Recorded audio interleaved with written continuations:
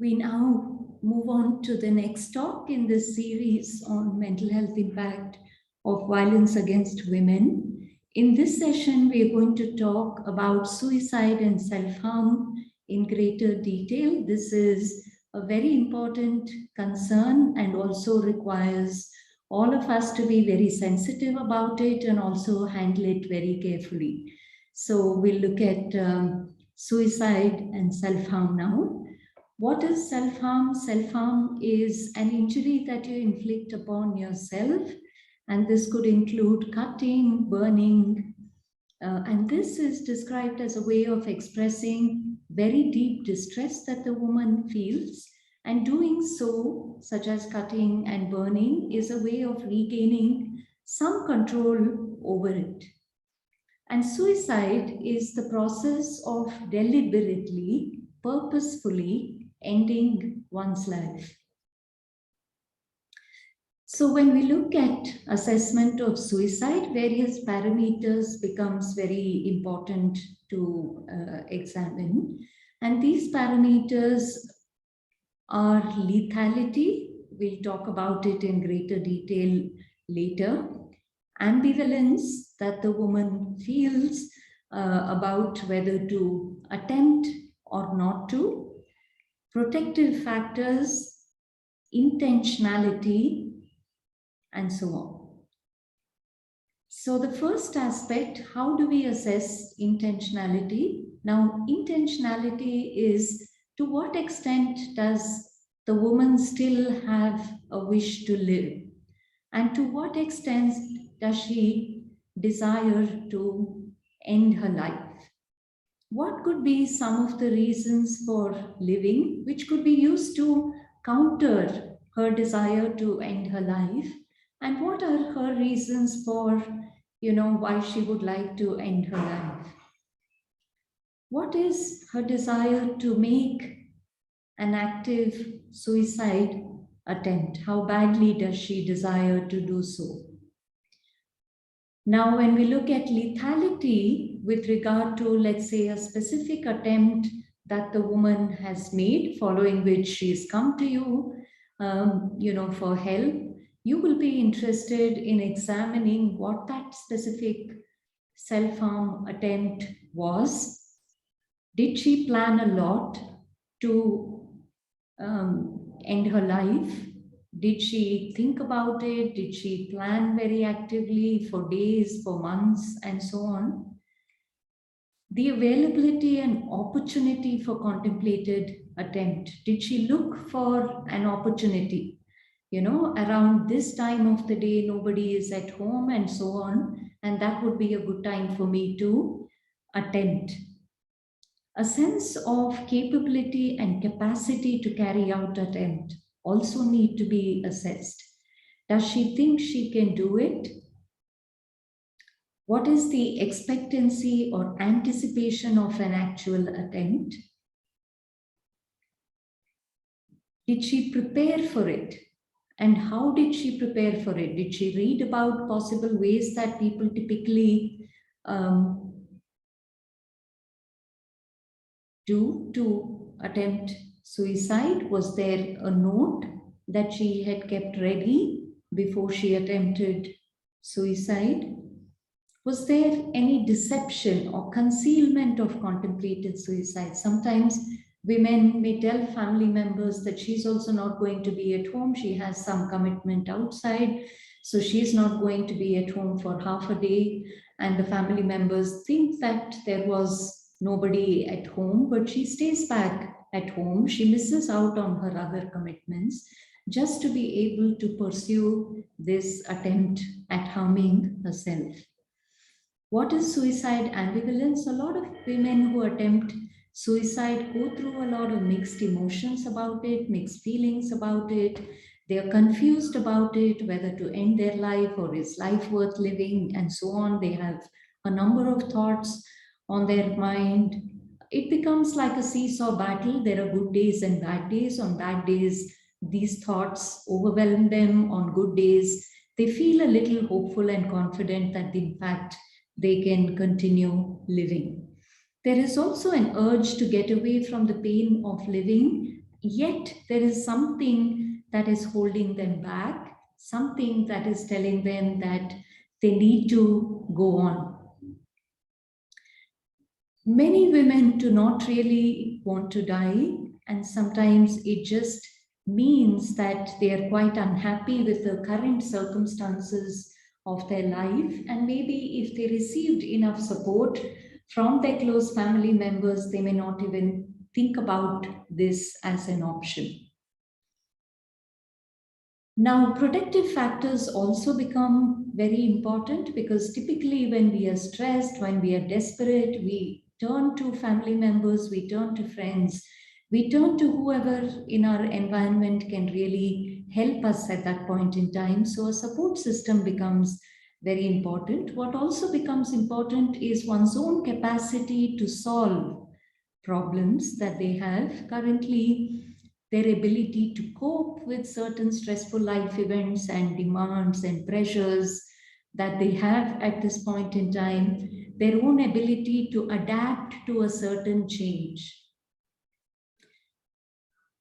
A sense of purpose or meaning in their life. We know that a lot of women just don't entertain thoughts about suicide because they have a strong reason to live, and that reason could be, I need to live for my children, I need to secure their lives, their future, and so on.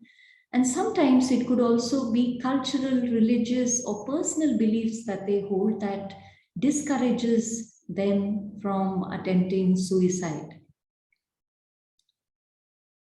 Just like we spoke about protective factors, there are also a set of factors that make a woman vulnerable or at risk to attempt suicide. What are these? Experience of a very traumatic life event, such as rape, such as sexual assault. Experience of chronic stress. This is never ending. You know, this lady has been married for 10, 12 years, and violence just has been continuing across these 10, 12 years. There is no hope that they see.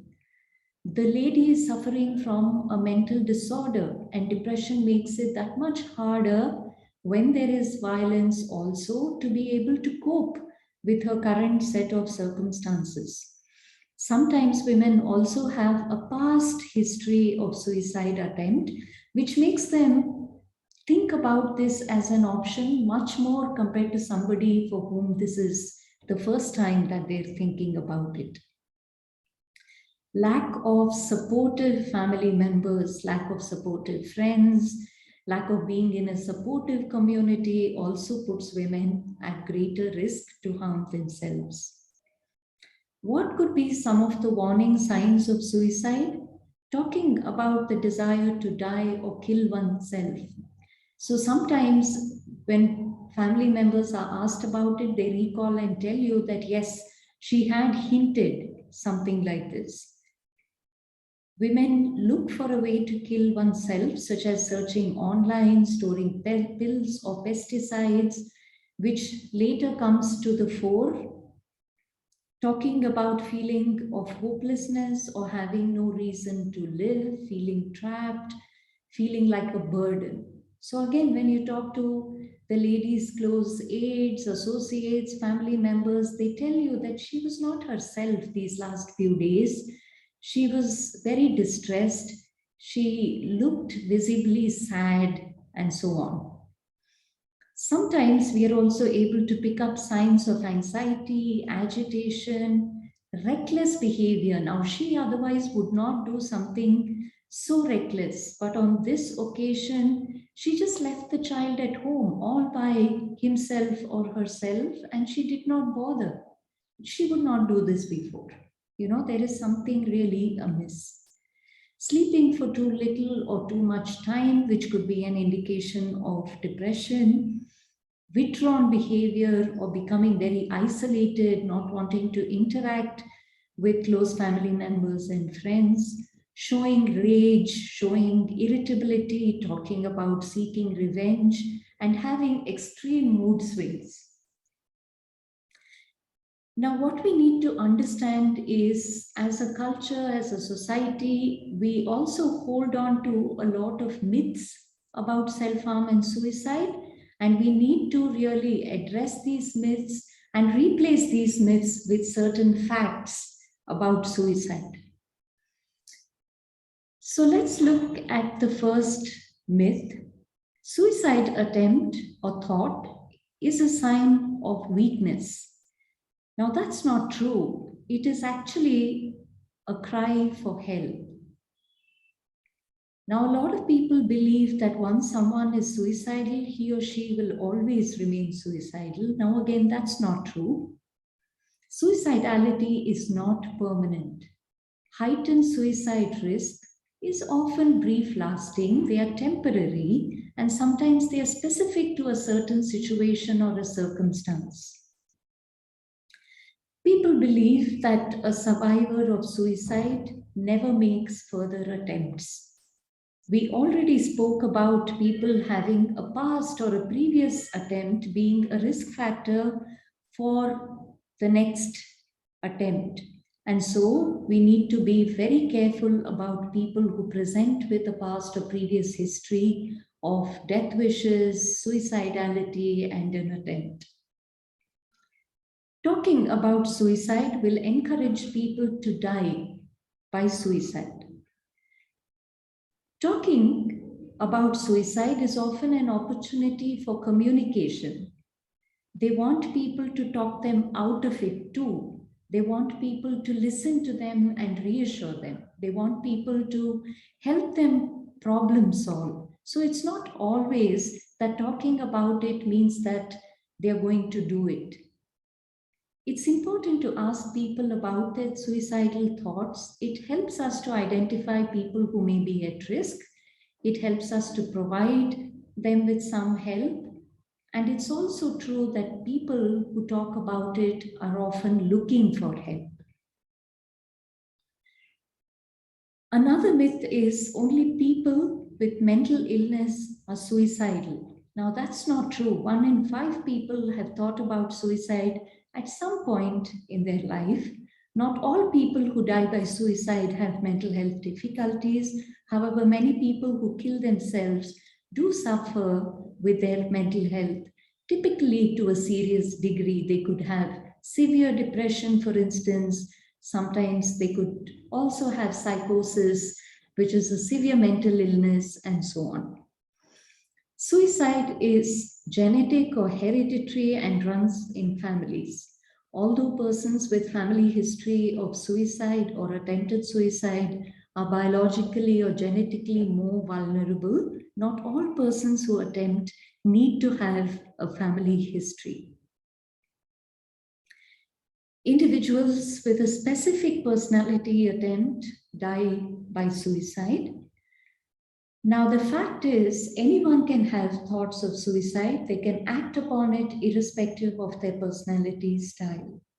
Suicide is really a complex behavior that depends not just on one, but on multiple factors. Okay, and this could include, let's say, social embarrassment, humiliation, significant financial crisis, and so on. Most suicides happen suddenly without a warning.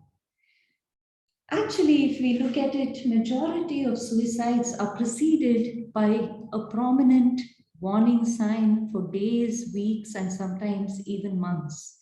And it's important for us to identify them before it's too late. The next myth is people who talk about suicide do not really mean it and just do so to seek attention. The fact is, people who are talking about suicide may be actually reaching out for help or support, like we spoke about it earlier, and we should not dismiss a suicide attempt as simply being an attention-seeking behavior. People believe that only experts can intervene and prevent suicide. Not all suicides are actually preventable. But the fact is, anyone who is sensitive to pick up warning signs of suicide can help by providing the lady with emotional support and encouragement. Though not all suicides can be prevented, a majority still can be predicted and therefore prevented. Now, having looked at myths and facts about suicides, let's look at how do we interview or assess somebody for self-harm or suicide. Now, like in most cases, the first important step is to listen actively to what is being said, to what is not being said, respecting silence, observing nonverbal communication. All of that becomes very important. The next step is to allow the person to speak, and you do that by asking open-ended questions, which allows the conversation to flow spontaneously.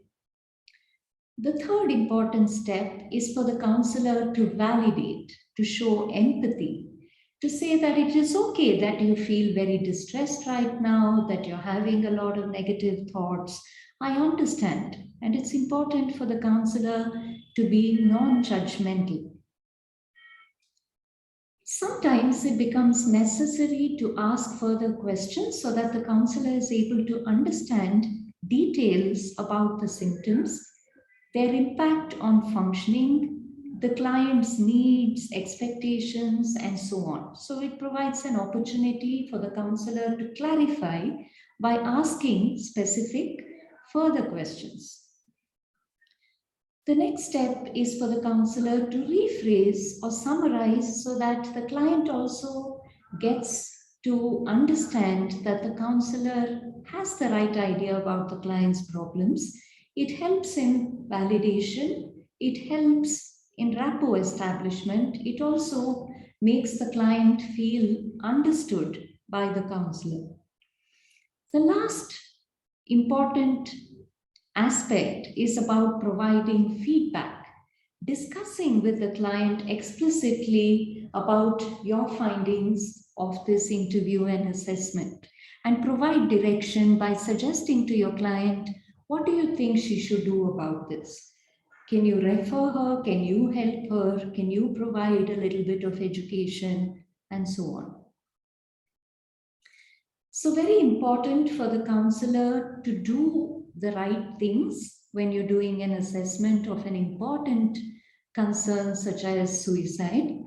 So some of the things that the counselor should do are to be empathic in assessment, ask a lot of open-ended questions, show your concern to help while doing the assessment, listen to what the lady is trying to share with you, give her enough time, respond gently, validate her feelings, and also observe nonverbal behavior. Now, some of the things that we should not do is appear to be too eager to ask a lot of questions even before you've established rapport. We should not interrogate. We should not ask questions to satisfy our curiosity. We should try not to interrupt her when she's speaking, and we should definitely not judge her when she's saying something. It's also important not to trivialize the experiences of her problems and not to force positivity that everything will be fine, don't worry about it at all, and so on. We should also not do assessment as if it is routine work. We should not do it mechanically. We should be able to connect with the patient, understand